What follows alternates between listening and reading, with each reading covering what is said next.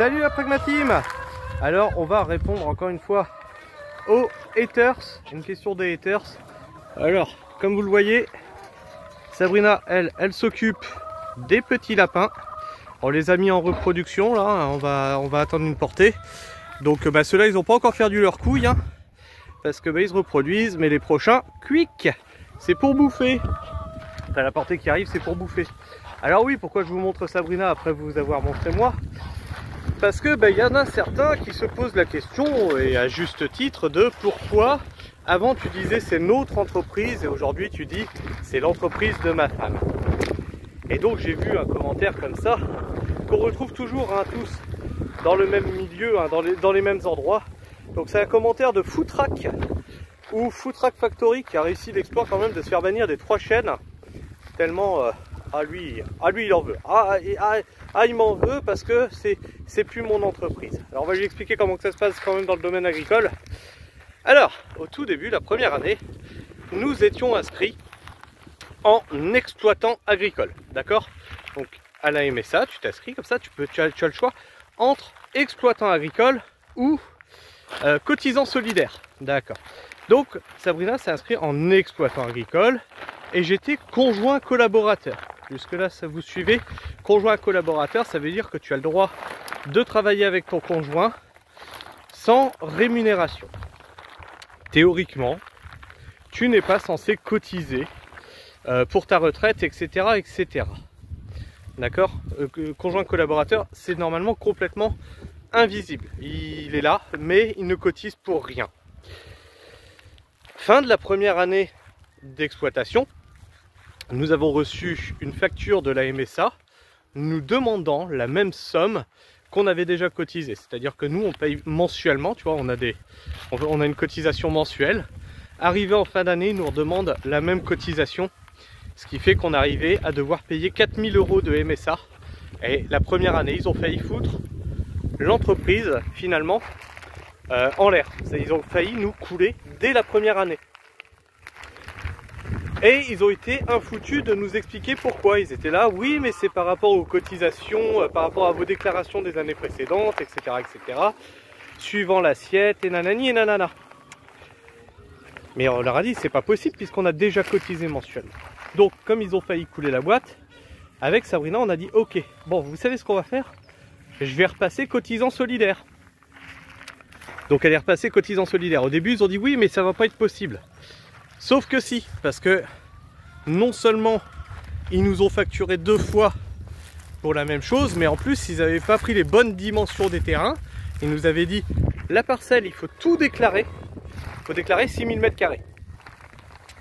Plus les marchés qu'on fait, etc., etc. Tout ça, ça rentre dans un barème. Sauf que la réalité c'est qu'il faut déclarer les zones en culture. C'est-à-dire que tu enlèves la serre atelier, qui n'est pas une zone en culture. Tu enlèves la cuve à eau, qui n'est pas en zone à culture. Tu enlèves la mare, qui n'est pas une zone à culture. Tu enlèves les allées et tu enlèves les passe-pieds. Ce qui fait qu'on perdait 30% de surface. Facilement 30%. Ouais. J'étais passé de 6000 à 3400 m² cultivés. D'accord? Et donc là, on repasse cotisant solidaire. Du coup, qu'est-ce que moi je suis devenu? Je suis devenu comme un con. C'est-à-dire que je pouvais plus être en cotisant solidaire. En conjoint collaborateur. Ah, problème, vous allez me dire. Donc on est resté en contact avec la MSA et puis on a dit voilà, maintenant Sabrina est cotisante solidaire, moi je suis sur le terrain, qu'est-ce qu'on fait? Parce que voilà, ils disent vous n'avez pas le droit. Alors on dit ouais mais attendez, parce que là il y a un problème quand même. Parce que le terrain il est à mon nom. Donc s'il y a contrôle, moi je suis sur mon terrain. Ah oui, c'est vrai, nanani, nanana. Donc on est resté en contact avec la MSA jusqu'à trouver la solution. C'est-à-dire que moi, ici, je fais de la création de plants et l'entretien de culture. Je suis enregistré à la MSA pour ça. C'est pour ça que l'entreprise de maraîchage de Sabrina, c'est aujourd'hui son entreprise. Et la création de plants et le suivi des cultures, c'est comme ça que je suis inscrit. Création de plants et suivi des cultures, c'est mon entreprise à moi. Donc c'est pour ça que quand je parle du maraîchage et des marchés, je parle de l'entreprise à Sabrina. Mais t'inquiète pas, Foutraque, parce que tu as dit oui, depuis qu'il a dit ça, j'ai vrillé, il a menti, nanani, nanana.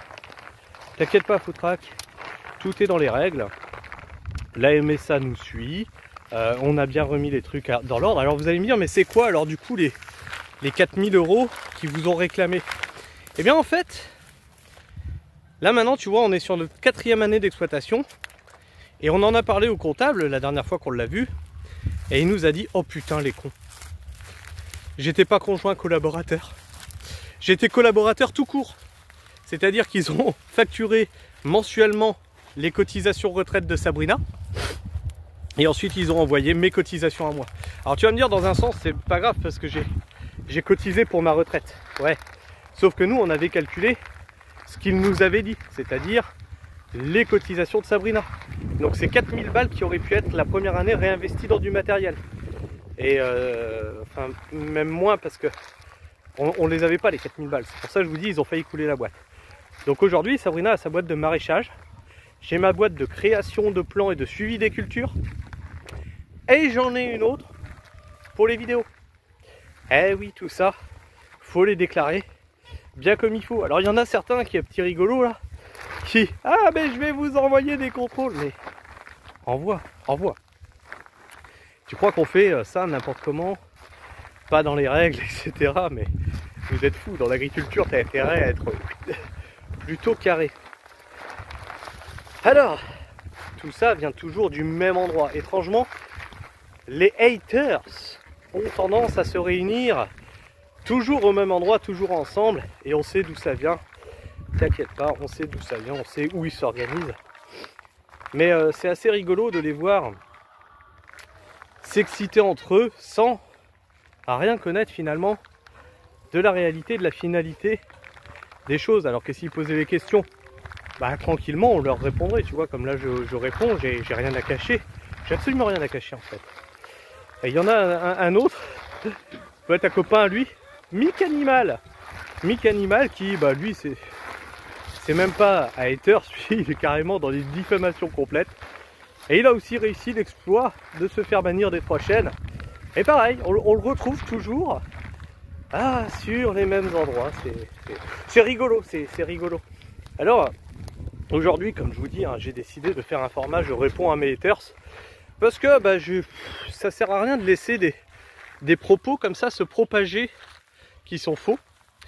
Et puis ça sert aussi à rebondir dessus pour expliquer la réalité du terrain, ce qui se passe quand tu t'installes, les erreurs de la MSA, le prix que ça peut te coûter. Ça a failli nous coûter la boîte la première année.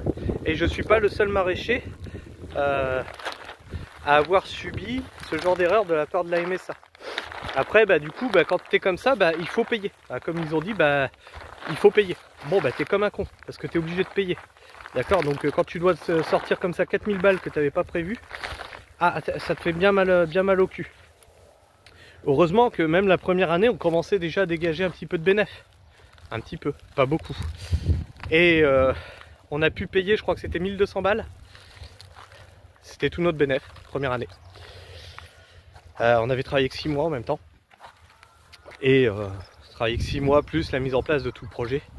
On avait dégagé 1200 balles qu'on leur a donné, et après on a fait échelonner le reste. Donc on vivait avec pas grand chose par mois, je peux te le dire. Heureusement que j'avais encore mon chômage qui tombait, qui a permis de pouvoir payer ce qu'on a à payer mensuellement, la maison, la bouffe, etc., etc. Donc voilà pour les réponses. En fait, il y a 2 entreprises sur la même parcelle. Donc quand vous êtes dans des bails comme ça, que vous vous retrouvez à changer de statut parce que vous n'avez pas choisi le bon à l'origine, ne restez pas isolé et puis vous faites chut, je dis rien à personne, j'attends un contrôle. Non, tu contactes ta MSA, tu contactes ta chambre d'agriculture et tu te régularises au plus vite possible. Plus vite ils seront au courant de la situation, plus vite ils pourront t'accompagner. Ils sont pas là pour t'enfoncer, etc., etc. Ils sont là pour t'expliquer, pour te dire comment tu vas faire évoluer ton dossier. Alors des fois il y a des... Oui, je sais ce que je vais avoir dans les commentaires. Oui, mais moi, ils m'ont enfoncé, etc. Oui, il il y a des cas partout, effectivement, où, eh ben oui, ils vous aident pas. La chambre d'agriculture, c'est encore plus simple, en fait, de se faire accompagner. Si tu as un doute ou quoi, tu vas leur demander. Quand on a voulu vendre des œufs, on s'est tourné vers la chambre d'agriculture. Leur demander les démarches à suivre, par exemple. Donc toujours hein, se faire accompagner comme ça. Hein. Jamais rester seul dans son coin à se dire wow, allez, je reste comme ça, et puis c'est pas grave, je verrai bien quand j'aurai un compte. Non, non, non. Tu demandes, tu te renseignes, tu dis voilà, on est dans telle situation aujourd'hui, qu'est-ce qu'on fait? Qu'est-ce qu'on fait pour être dans le cadre légal? Et t'inquiète, tu vas te faire accompagner. Il n'y a pas de souci là-dessus. Alors voilà, pour ceux qui se posent, parce qu'il doit y en avoir d'autres qui se posent la question, parce que au tout début j'avais une autre chaîne à 12 500 abonnés, ça s'appelait, enfin c'était une autre chaîne où on parlait du maraîchage, et je réupload là les vidéos, où je disais c'est notre entreprise. Bah oui, c'était notre entreprise à tous les deux à la base, effectivement. Effectivement. Et pourquoi alors? Pourquoi c'est moi qui me suis mis conjoint collaborateur et pas l'inverse? Alors parce que Sabrina a ses diplômes BEPA, brevet d'études professionnelles agricoles. D'accord? Il lui manque un échelon pour valider le BPREA, qui là lui donne l'option chef d'exploitation, hein, qui lui donnait l'option chef d'exploitation directe. Qu'elle savait, en fait ça vous apprend pas à cultiver le BPREA, ça vous apprend à gérer une entreprise, c'est tout, c'est vraiment ça, une entreprise dans le monde agricole. Donc Sabrina avait le BEPA, donc c'est elle qui a créé l'entreprise, et c'est ce que je voulais, que Sabrina soit la patronne. Pourquoi? Parce que dans le monde agricole, il faut savoir que c'est souvent l'inverse. Pourquoi on te dit ah bah oui mais l'agriculture c'est un métier d'homme? Parce qu'en fait les conjoints collaborateurs, ce sont les femmes, et comme je te l'ai expliqué, elles sont invisibles du système. Alors aujourd'hui c'est un peu changé, je crois qu'elles sont reconnues, elles sont comptabilisées, mais ça reste flou, et c'est pour ça que bah, on te disait toujours c'est un métier d'homme, c'est un métier d'homme, c'est un métier d'homme, alors que les femmes, les enfants aussi, hein, travaillaient sur l'exploitation. Travailler sur l'exploitation, et si tu parles avec des agriculteurs, tu verras que les parents viennent donner un coup de main, les enfants viennent donner un coup de main, etc. Sinon tu t'en sors pas, avec ce que tu gagnes, tu t'en sors pas. Donc ben voilà pour cette petite réponse aux haters. J'espère que cette vidéo apportera quelques lumières à vos questions. Et si vous avez des questions, plutôt que de venir me dire ah dis donc, pose la question et j'y répondrai. Alors après ça dépend comment que ta question elle est posée, parce que je les connais les trolls, hein. Je les connais les trolls. Enfin bref, j'espère que cette vidéo t'aura plu, cette vidéo t'aura permis de comprendre pourquoi je ne suis pas le patron du Jardin des Sources, mais le patron de... C'est comment qu'on l'a appelé mon entreprise, bébé? Oh, bébé! Ah, attends 2 secondes. C'est comment qu'on l'a appelé mon entreprise? Attends, j'entends rien. C'est comment qu'on l'a appelé mon entreprise? C'est comment qu'on l'a appelé mon entreprise? Bon, on l'a pas appelé, du coup c'est mon nom et mon prénom, donc je vais pas vous le donner. Voilà. Je vous fais la bise. Mes petits pragmas. Prenez soin du sol. Et restez pragmatiques. Ciao.